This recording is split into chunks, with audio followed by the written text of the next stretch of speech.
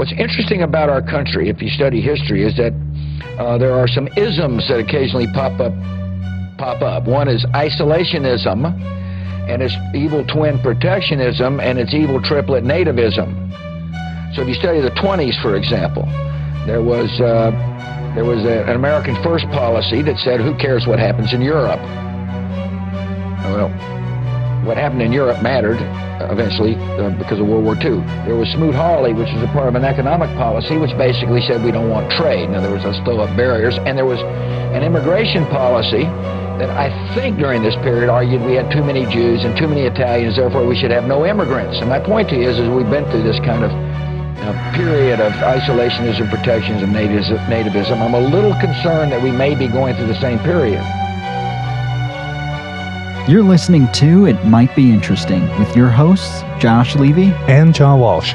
Now, there's an endless amount of information out there on any given topic. And sometimes you just need somebody who can extrapolate it in a way that might be interesting.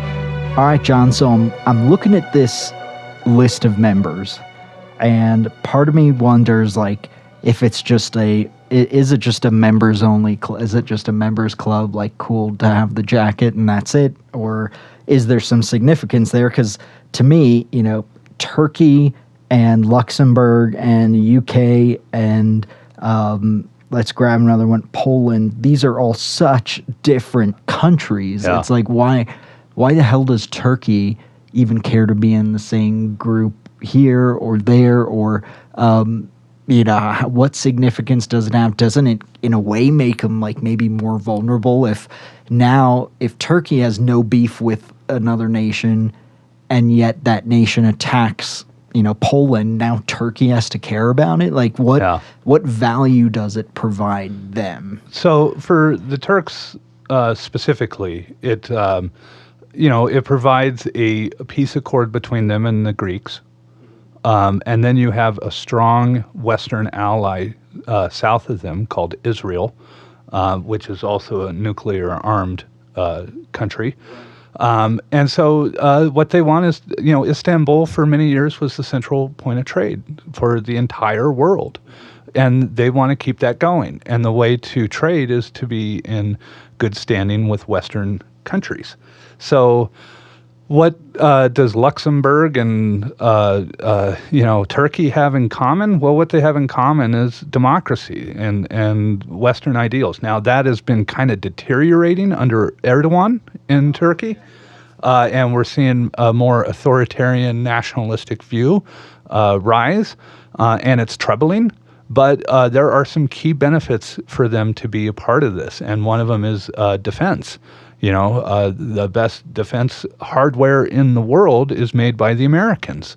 And being in good standing and buying, armaments that basically what all of these countries have in common is they have clung on to the Western ideal as a way of containing Russia.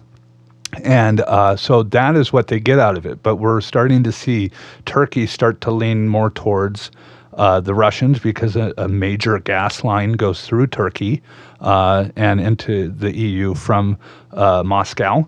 And so the influence is starting to wane basically on, energy consumption. So what I want to kind of do is take you around the world real fast with Trump and his policies.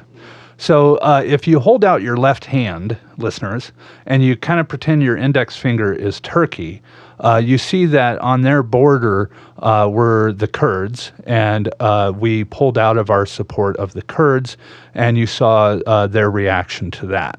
So you're breeding a bit of anti-American resentment in there. If you go to your pinky, that's Saudi Arabia. We're funding their war basically against Yemen, which is on the tip of that, and it's a disaster. We're selling arms to the Saudis, while at the same time, if you go to where your wrist is, that's where the Persian Gulf is, and we are, killing the head of the Iranian Quds Force, while simultaneously irritating the Iraqis and supplying weapons to Iran's mortal enemy, Saudi Arabia. And then we go to your forearm, and that's where Pakistan and Afghanistan are. And in Pakistan, we we froze aid to Pakistan, Trump did, and falsely accused them of providing us nothing but lies, which pissed off the Pakistanis. There were riots in Karachi, and then they switched their reserve currency from the U.S. to China. And then at the same time, Trump is trying to pull U.S. forces out of Kabul while negotiating with the Taliban, the Kabul government's enemy. So Trump is inviting them to Camp David while leaving the government we've put in place to drift. And then you go down to your elbow, where India is, and there's a slew of visa issues for Indian workers entering into the U.S. They go home for holiday and they can't come back in, and it's just a nightmare for a lot of migrant workers that are coming here to our tech industries. Your tricep would be China, and we've slapped a bunch of trade tariffs on them, and created a great deal of friction with trade policies. And then your bicep would be Mongolia, and then up where your armpit is would be North and South Korea. Trump has threatened to increase the cost of troops in South Korea by 500%. To the South Koreans.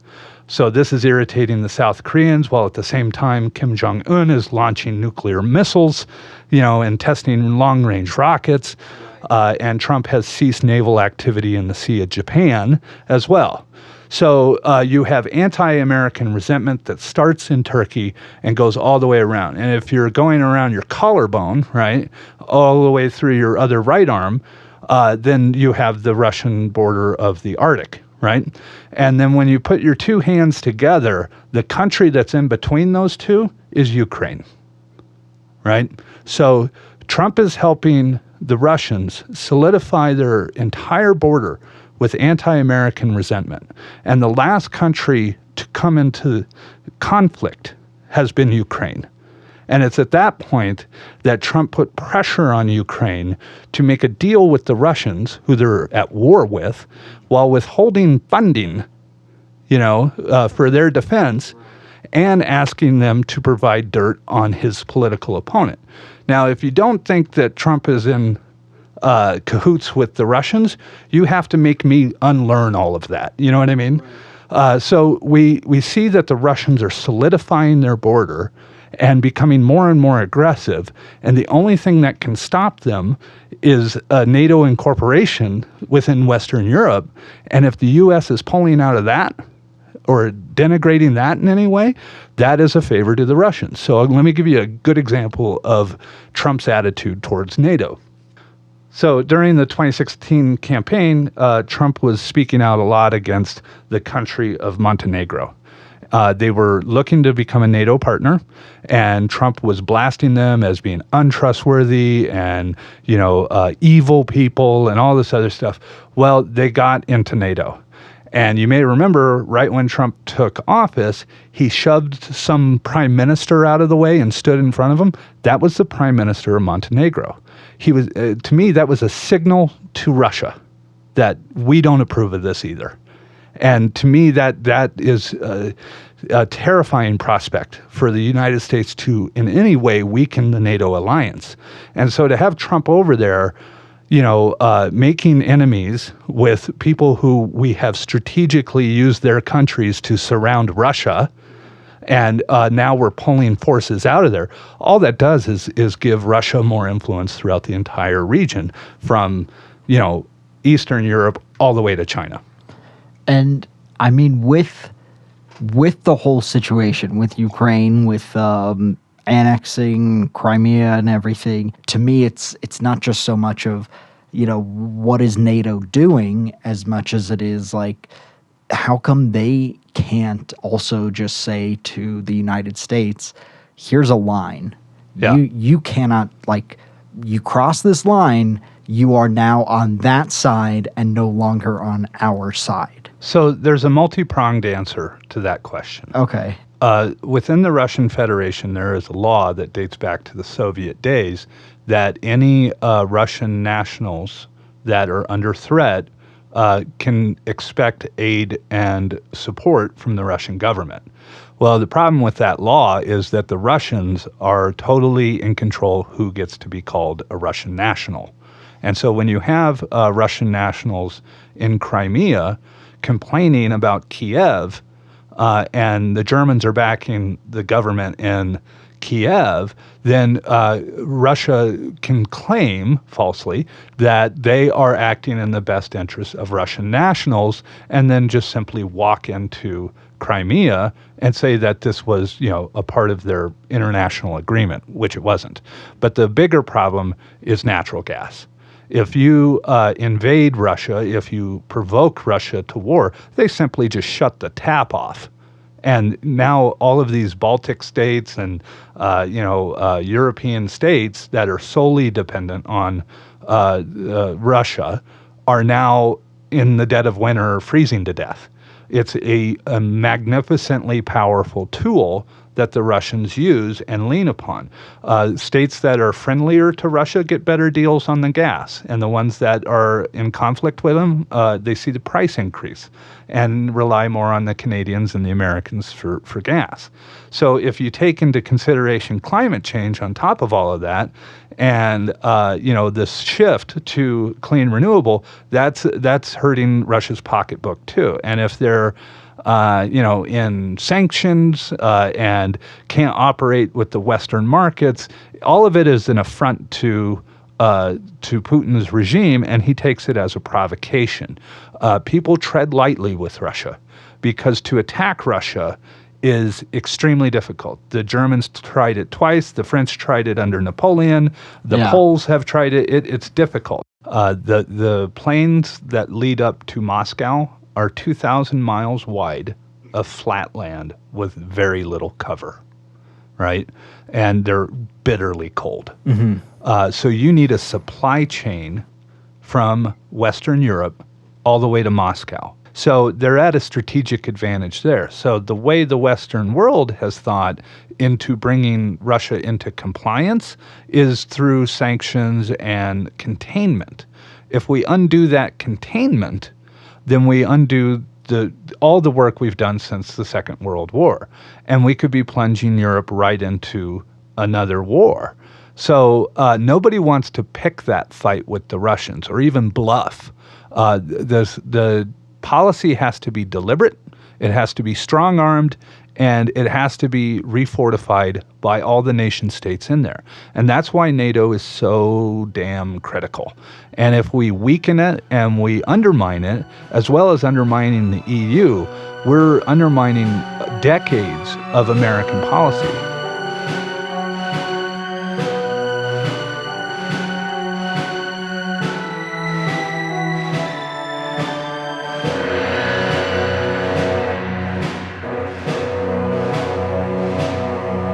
We're not spending money for nothing. We're getting something out of it. It's just a lot of Americans have forgotten what we're getting out of it. But the Europeans know very well what it is we're getting out of it, right? They're very cognizant of Russia's influence. Mm-hmm. We're less so because we're on the other side of the planet. And we're very, like George W. Bush kind of got mocked for saying that our oceans no longer protect us. Do you remember that? Yeah. Well, he was right. Mm-hmm. Those oceans, just like Russia's Great Plains, you need a huge supply train to invade the United States. Oh, yeah. So we are geographically located between a couple of what has historically been, friendly neighbors on the other side of the planet. So it may not seem like, oh, well, we're spending so much money. Well, we're securing a lot of peace with that money, and we're securing our ideals abroad with that money. And if you just start cutting it and pissing off all of our neighbors and, slapping tariffs on our biggest trade allies, that plays into no one's hands but Russia. So let me give you a prime example. Bolsonaro, who is the president of Brazil, started chopping down his rainforests and burning them. And everybody's like, my God, why? Right? Why on earth would you do that? Well, he did that because the United States put trade tariffs on China. And China retaliated by putting tariffs on American soy products. And so China now had to buy their soy somewhere else. And the Brazilians went, we'll sell it to you. We'll just chop down our rainforests and plant soy fields. And the Russians went, we'll sell it to you too. So when you put tariffs on it, you might think, oh, that's going to incentivize people to build factories here. Well, the number one business we're exporting is agricultural products. And all that's doing is killing our farmers. And now we're bailing out farmers to the tune of $20 billion a quarter or something like that to pay for these tariffs that Trump put on China. None of it makes sense on the American side of it, but it makes perfect sense to the Russians, because the Russians can now grow those products and sell them straight to the Chinese and pick up where we left off.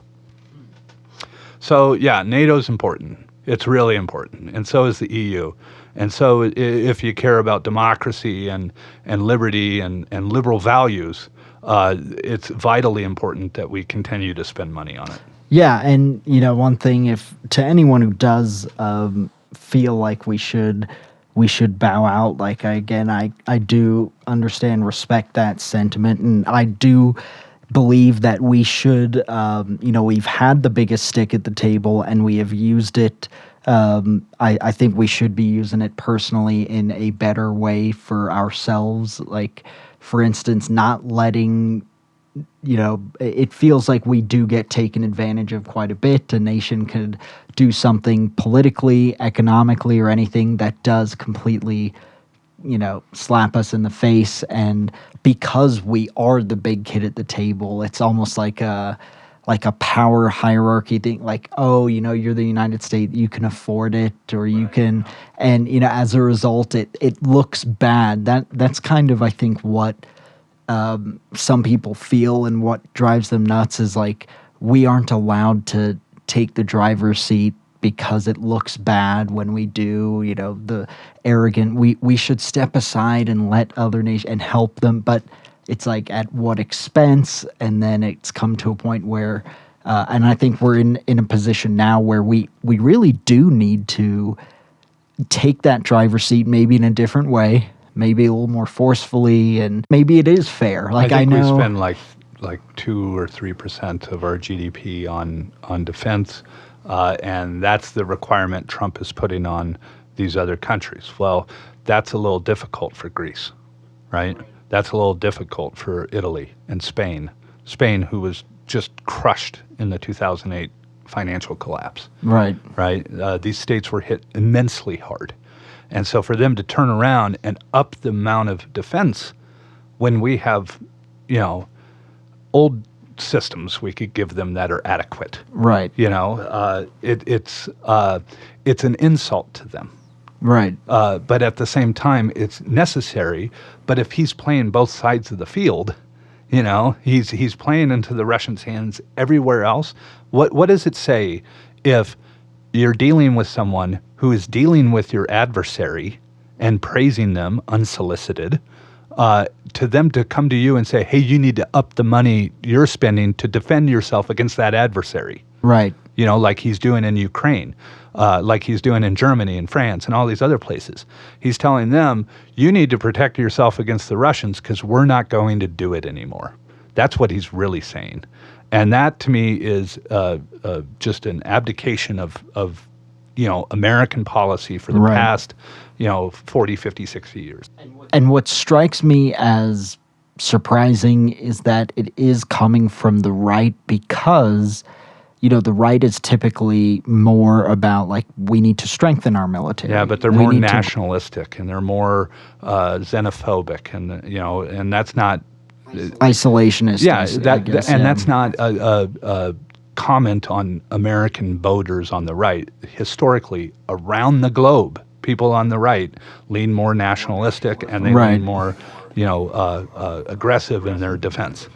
Yeah, and people on the left are more like the open border-ish, and you can't have all unity of one or the other. Yeah, you have to have a blend of both. That's how you get borders where you have a nation, but a nation that is capable of trading with another nation. And that's how you get this like blend that works. So we're not, I'm glad you mentioned that. We're not knocking like, oh, if you're right, you're like a white nationalist. No. And so anyway, it just seems like if you lose a nation in NATO, immediately, I mean, the likelihood of us keeping a military base there immediately goes down. Like we probably have to pull out a base, which means our response time in the region to attacks, like it weakens our military presence. Like this, I get we maybe spend a little more, but from a matter of principle, it's also, the other thing is,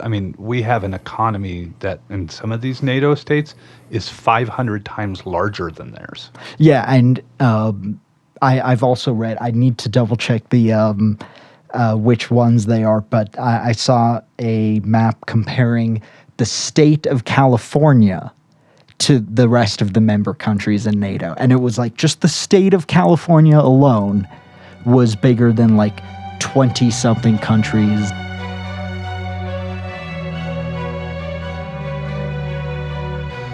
Let's say Russia stepped up its aggression. Now with all this volatility, Trump being impeached, us in the Middle East and Iran pissed off and all of that stuff, Russia decides, well, I'm going to move into, let's say, Romania.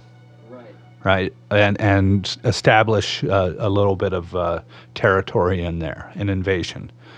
If the United States fails to respond to that aggression through NATO, NATO's done. It's defunct. It's over. That's how tender it is right now. If the United States or the UK fails in their commitment to NATO, NATO no longer exists. What is the point of NATO? Right? So Trump going around bashing NATO and pushing prime ministers around physically and making this stance that, oh, it's just so expensive and we can't afford it when we totally can. Right. Is nothing more than us preparing, in my opinion, it's us preparing to not respond to Russian aggression on a NATO ally.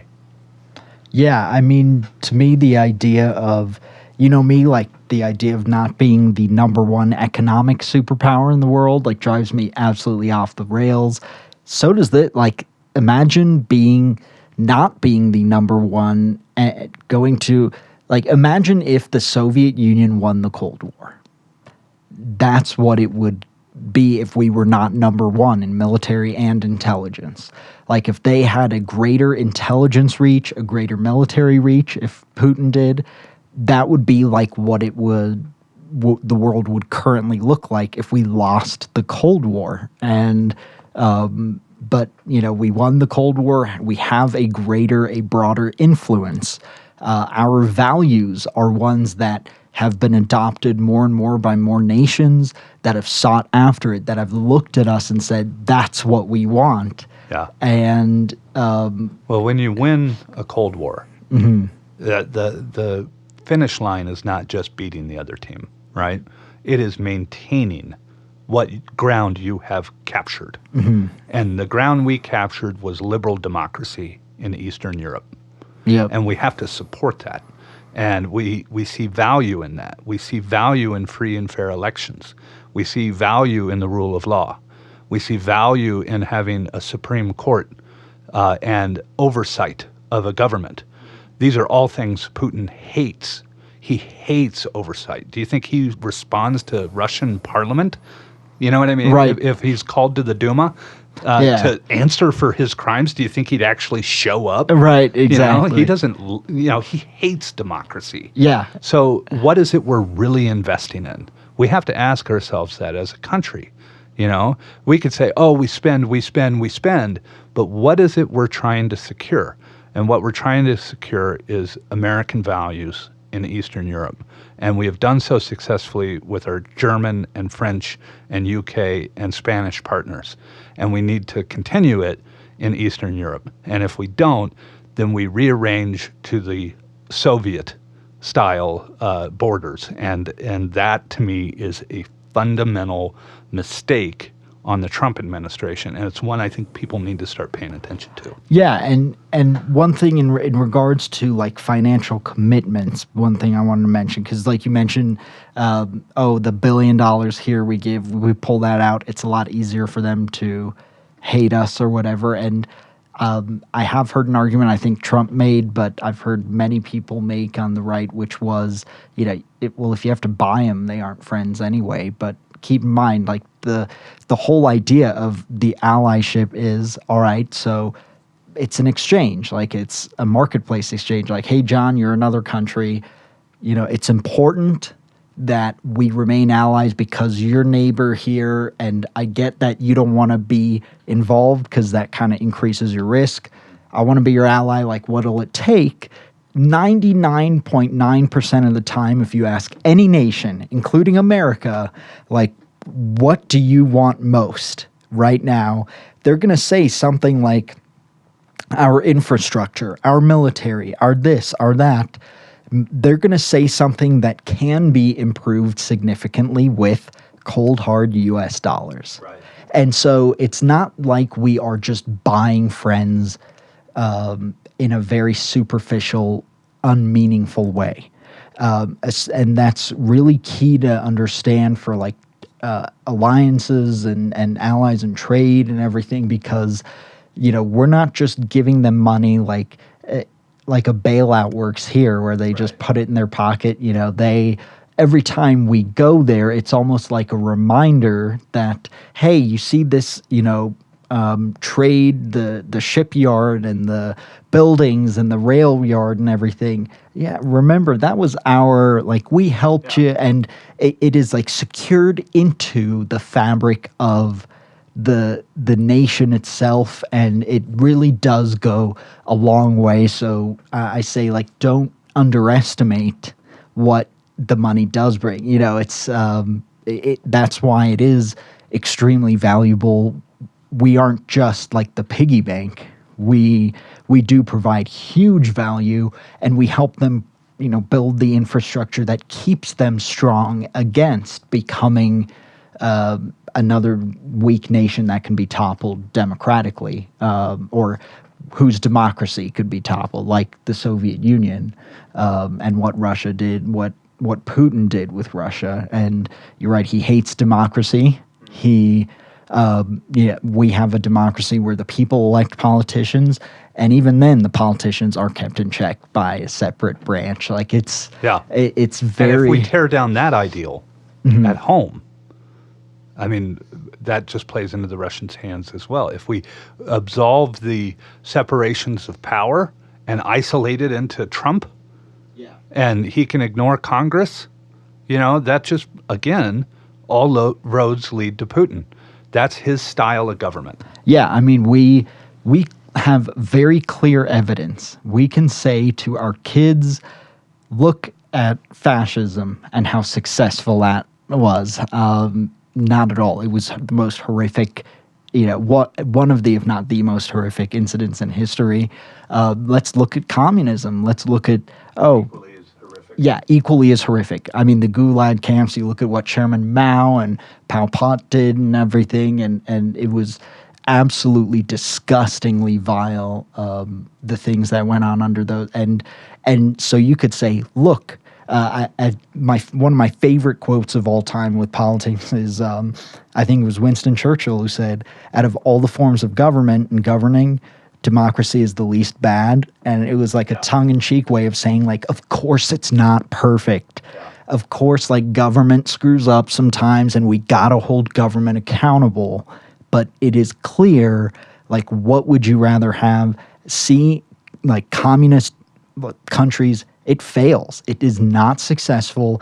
You had Germany split basically down the middle, and when push came to shove, it just didn't win. And Putin wants to be able to say, see, democracy can't win, it can't survive.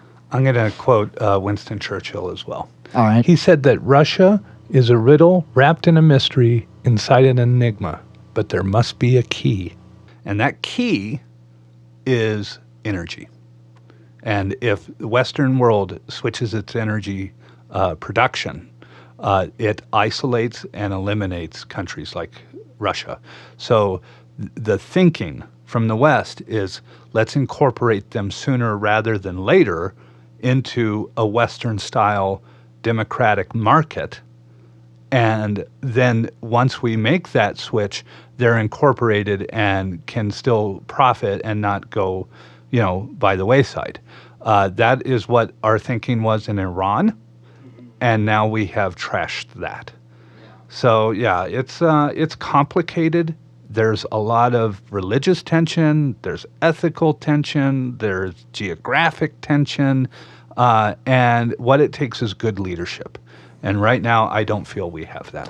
Yeah, and I know it's extremely complicated, and I try to suspend judgment at times, but it's hard to do so. It's just like when we are so buddy-buddy with Saudi Arabia after they killed Khashoggi. It's, to me, these nations and, Putin and other nations in Russia and elsewhere that just do not, it's not that they don't have our values.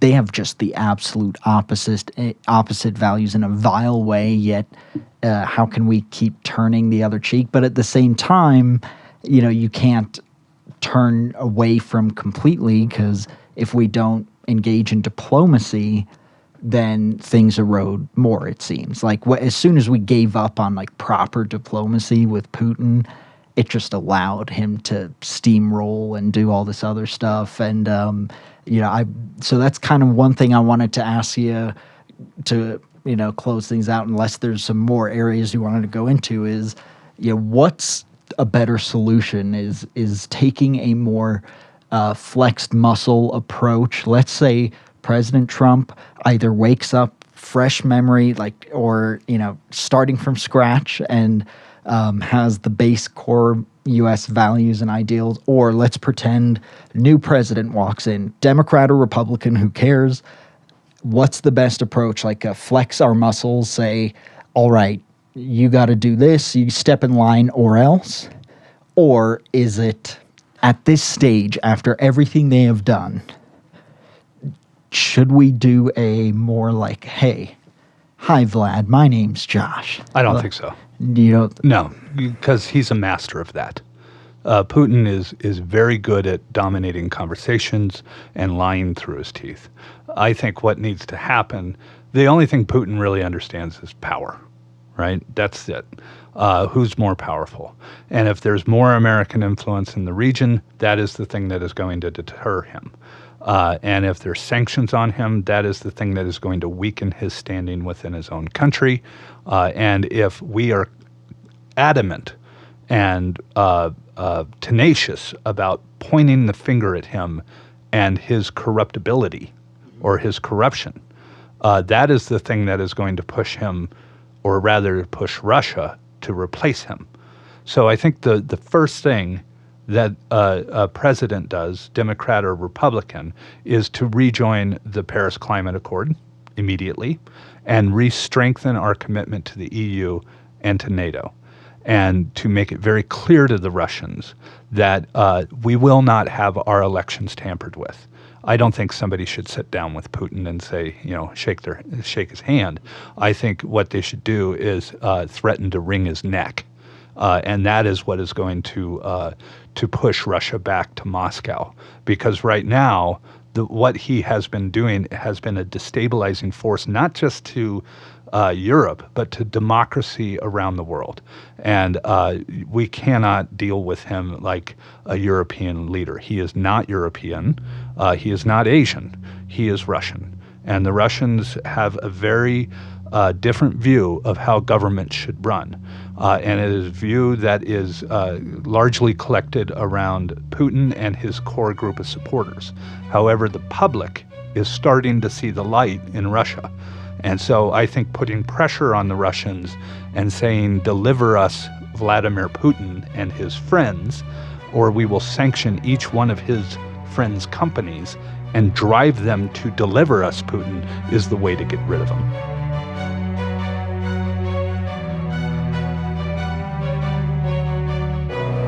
Thanks for listening to It Might Be Interesting.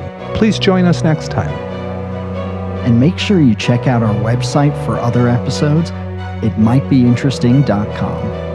And we'd love to hear any thoughts, questions, feedback, and even episode suggestions you have. So if you do have any, please send it over to thoughts@itmightbeinteresting.com.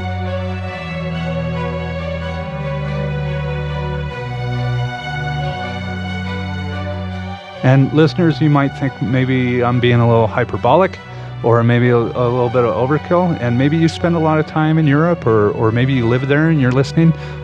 Send us your thoughts. Let us know what your thoughts on Russian aggression, if you feel it's too aggressive or not enough, or how American leadership is being viewed abroad under the current administration. We'd love to hear your thoughts at It Might Be Interesting, or thoughts@itmightbeinteresting.com.